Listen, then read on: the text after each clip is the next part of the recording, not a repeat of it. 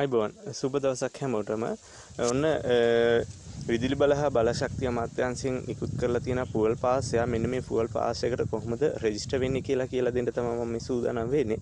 ඉතින් ඔයාලට smart phone එකක් තියෙනවා නම් ඔයාලට ඒකෙන් රෙජිස්ටර් වෙන්න පුළුවන්. එහෙම නැත්නම් යාළුවෙක්ගේ හිතවතෙක්ගේ එකකින් උනත් රෙජිස්ටර් වෙනවා. එතකොට මේ රෙජිස්ටර් වීමේදී ඔයාට ඔයාගේ මොබයිල් නම්බර් එක තමයි දෙන්න අවශ්‍ය වෙන්නේ. ඉතින් අපි බලමු කොහොමද වෙන්නේ කියලා. ඉතින් ඔයාලට ලින්ක් එකක් හැබෙලා තියෙන්න පුළුවන්. මම මේකට අදාළ ලින්ක් එක මේ වීඩියෝ ඩිස්ක්‍රිප්ෂන් එක පල්ලෙහෙන් දාන්නම්. එහෙම නැත්නම් ඔයාලට සයිට් එකට ගිහින් හොයාගන්නත් පුළුවන්. ඉතින් ඔයාලට ඒ ලින්ක් එකෙන් ගිහපුවම මෙන්න මේ වගේ ඉන්ටර්ෆේස් එකක් පෙන්නනවා. ඒකේ උඩ දකුණු පැත්තේ තියෙනවා අපිට කැමති ලැන්ග්වේජ් එක සිලෙක්ට් කරගන්න. ඉංග්‍රීසිද සිංහලද දෙමළද කියලා. ඉතින් මෙතන ඉංග්‍රීසි සිලෙක්ට් කරලා තියෙනවා. දැන් මම සිංහල මෙන්න මේ විදිහට සිලෙක්ට් කරොත් මෙන්න මේ විදිහට සිංහලෙන් පෙන්නනවා. ඉංග්‍රීසි වලින් මම දෙන්නම්. ඊට පස්සේ රෙජිස්ටර් කියලා එකක් තියෙනවා. ඒක ක්ලික් කරන මේ විදිහට කරපුවම මෙන්න මේ විදිහට එනවා. ඔයාගේ ඩීටේල්ස් ටික පුරවන්න. පළවෙනිටම ඩෙන්ටිටි අංකය පුරවන්න තියෙන්නේ. ඩෙන්ටිටි අංකය පුරවන්න ඔයා නිවැරදි විදිහට මේක කරන්න ඕනේ. නැත්නම් වැරදුනොත් ආයෙ නැවත ෆිල් කරන්න වෙනවා ඔයාට. හරි ඊට පස්සේ මෙතන තියෙනවා මේක ඩෙන්ටිටි අංකයේද පාස්පෝර්ට් අංකයේද එහෙම නැත්නම් විස්තර ව්‍යාපාර ලියාපදිංචි අංකයේද කියලා. ඔයාගේ ඩෙන්ටිටි අංකය දුන්නා නම් මේ NIC එක ක්ලික් කරලා තියාගන්න. ඒක ඔටෝම වැටලා තියෙනවා. ඉතින් නැවත මම ඒක කරපු වැරද්ද නිසා නැවත මට ඩෙන්ටිටි අංකය ගහන්න වෙනවා. රයිට්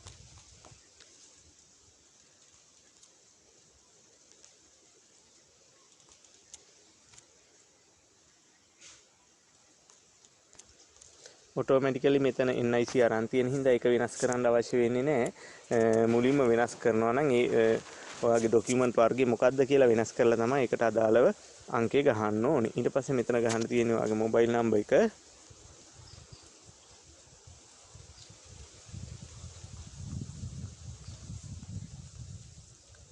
මේ විදිහට දෙන්න. ඊට පස්සේ ඔයාලා මෙන්න මේ send OTP කියලා එකක් නිල් පාටින් පෙන්නනවා. ඒක ක්ලික් කරන්න.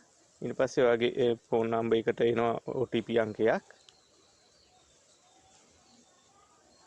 පස්සේ ඒ අංකය දෙන්නයි තියෙන්නේ මෙතෙන්ට. මේක විනාඩි 5ක් තමයි වළංගු වෙන්නේ. ඒ නිසා ඉක්මනින් වැඩේ කරගන්න ඕනේ.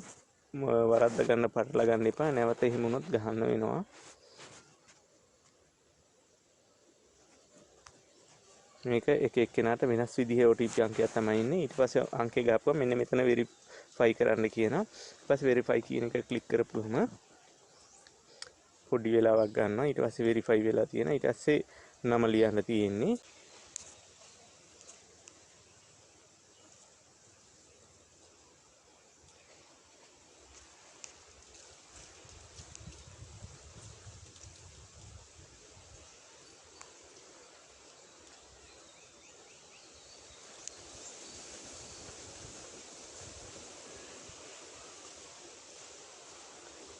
එතන පළවෙනි නම දෙන්න ඕනේ. ඊට පස්සේ දෙවෙනි අන්තිම නම දෙන්න ඕනේ. ඊට පස්සේ ඔයාගේ ඇඩ්‍රස් එක පුරවන්න ඕනේ.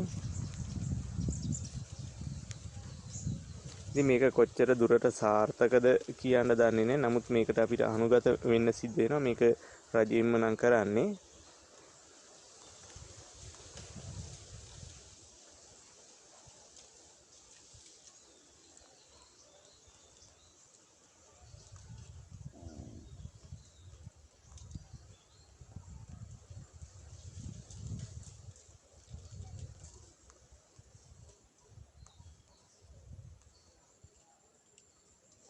රයිට් මේ විදිහට ඇඩ්‍රස් එකත් නිවැරදිව ටයිප් කරලා ඊට පස්සේ ඔයාලට next කියන එක ක්ලික් කරන්න තියෙනවා.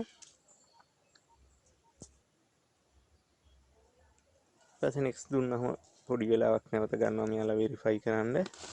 මෙන්න මේ වගේ නිල් පාට ඩොට් 4ක් කරකිනවා පෙන්නයි ඔයාලට. ඉතින් මේකෙදී එක ඩෙන්ටිටි අංකයකට එක වාහනයක් තමයි රෙජිස්ටර් කරන්න වෙන්නේ. මෙයාලා කියන විදිහට වාහන 2 3ක් 10ක් 15ක් තියෙන අයට මේක ලොකු ගැටලුවක් වෙනවා. ඉතින් ඉදිරියේදී මේකේ මොන හරි නැවත විසඳුමක් ඒවි. ඒ වෙනකම් මේ විදිහට අපි බලමු රෙජිස්ටර් වෙලා මොකද වෙන්නේ කියලා. ඊට පස්සේ මේක වැදගත් දෙයක්. දැන් ඔයාගේ වාහනේ අංකය ගහන්න කියනකොට දැන් අපේ ගොඩක් එනවනේ වාහනේ අංකයට NW, NC එහෙම නැත්නම් WP, EP කියලා.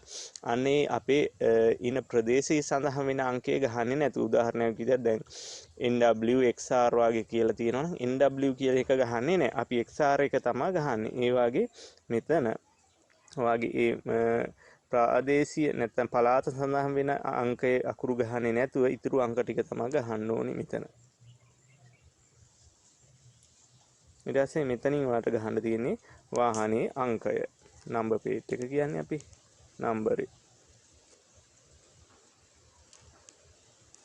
රයිට්. ඊට පස්සේ තියෙනවා මොකද්ද මේ වාහනේ වර්ගයේ ටයිප් එක තෝරන්න. කාර් එකක්ද, ත්‍රී වීලර්ද, වෑන් එකක්ද, ලොරි එකක්ද. මේක බයික් එකක්. ඉතින් මම බයික් කියන එක සිලෙක්ට් කරනවා. ඊට පස්සේ මේකේ චැසි නම්බර් එක ඉල්ලනවා. ඉතින් චැසි නම්බර් එක ඔයාට පුළුවන් ඔයාගේ වාහනේ පොත අරගෙන පොතෙන් බලා ගන්න. ඉතින් මේ පොත මේ වැඩේ කරන්න කලින් ළඟ තියාගන්න. නැත්නම් මේ කාලේ ඉක්ම ගියා කියලා නැවත එරර් එකක් එනවා. ඔයාට මේක කම්ප්ලීට් කරන්න බැරුව යනවා. ඒ හින්දා පොත ළඟට අරගෙන තමයි මේ වැඩේ කරන්න ඕනේ මුලින්ම. ඒ තියෙන විදිහටම ගහන්න අකුරු කැපිටල් වලින්ම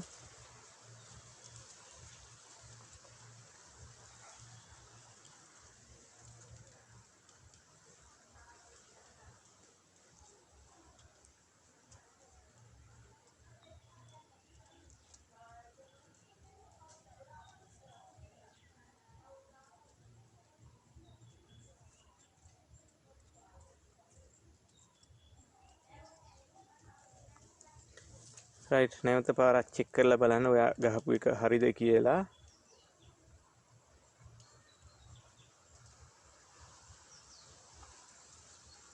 රයිට්. ඊට පස්සේ මෙතන ෆුවල් ටයිප් එක තෝරන්න ඕනේ. අපි පෙට්‍රල් කියන එක මෙන්න මේ විදිහට හයිලයිට් කරගන්නවා. මේක ඔටෝ වැටිලා තියෙන්නේ. නමුත් මෙතන අපි ටච් කරන්න ඕනේ. ඊට පස්සේ මේ තැඹිලි පාටින් වැටෙනවා. එහෙම වැටුනේ නැත්නම් මේක සක්සස් වෙන්නේ නැහැ. ඊට පස්සේ ඔයාලට තියෙන්නේ agree to terms and condition කියන එකට ටික් එකක් දාගන්න මේ විදිහට. ඊට පස්සේ මේ register කියන එක තැඹිලි පාට වෙනවා. ඊට පස්සේ අපි ඒක ක්ලික් කරනවා.